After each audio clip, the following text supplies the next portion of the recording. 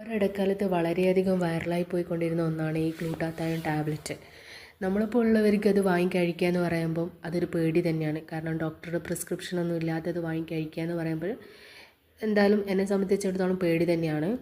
സൗന്ദര്യത്തെ പറ്റി ചിന്തിക്കാത്തവരാരാ ഉള്ളതല്ലേ? എന്നാൽ പിന്നെ ഇത് നമുക്ക് വീട്ടിൽ തന്നെ തയ്യാറാക്കി നോക്കിയാലോ.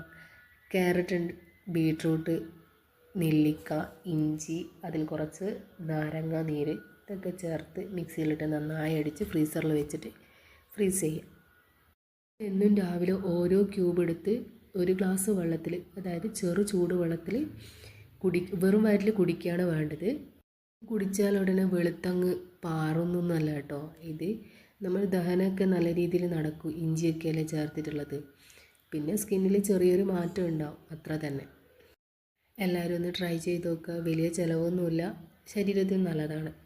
വീഡിയോ കാണുന്നവർ ലൈക്ക് ചെയ്യാനും കമൻറ്റ് ചെയ്യാനും മറക്കല്ലേ. താങ്ക്